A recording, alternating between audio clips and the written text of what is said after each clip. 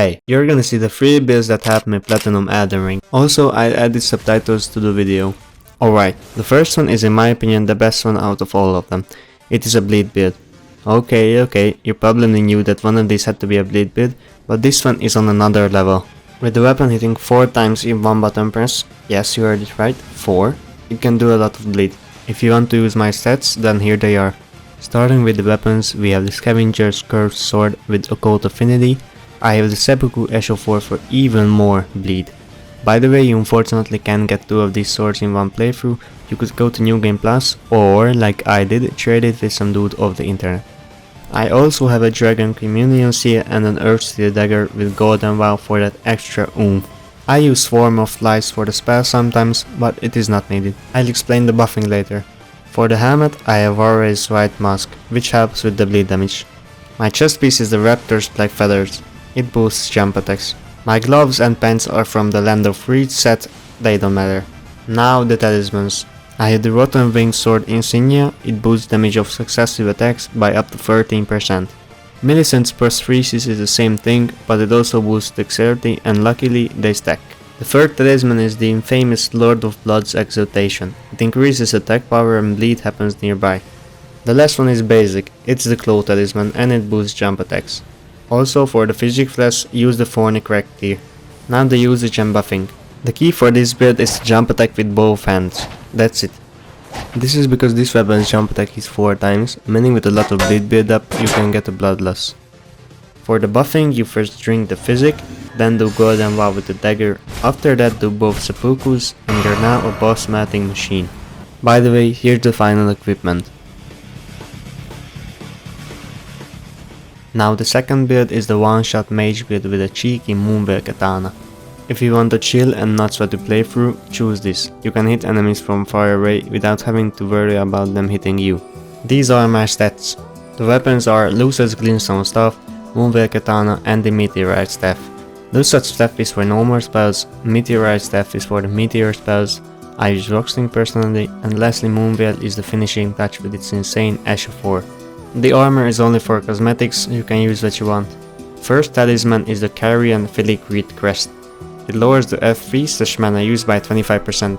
I also use a Viridian Ember Medallion +1 for more stamina. An important talisman is the Radagon icon which shortens casting time. And for the last slot I advise you to pick a damage negator. My physic is a Magic Shrouding Crack tier and the Cerulean Hidden tier. This build is one shot because of this.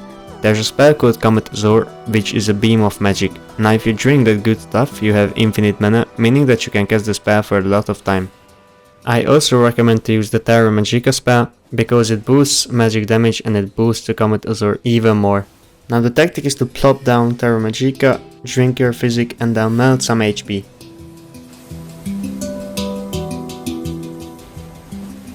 Also, here's the final build.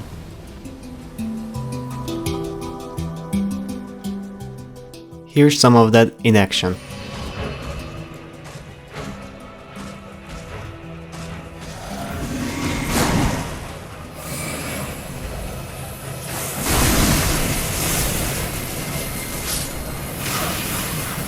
Yeah, it's fast.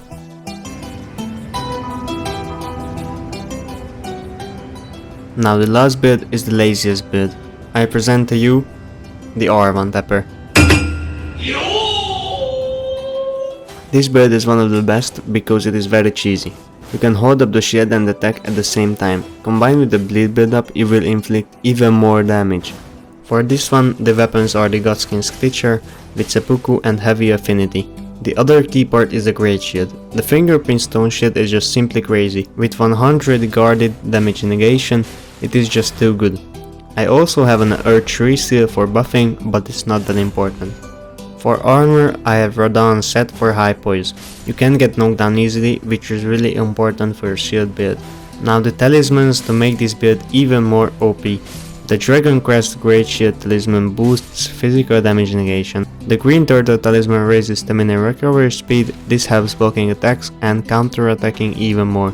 The Great Jar's Arsenal raises equip load. Lastly, the Great Shield talisman boosts guarding. The physic is your choice, but for one of the slots I recommend the Green Burst Crystal tier. This is because guarding uses stamina, this way you can guard for even longer. Now the tactic is very simple, you just hold the guard button and by holding it you spam the right hand light attack button. If you want an easy playthrough, make sure to choose this build.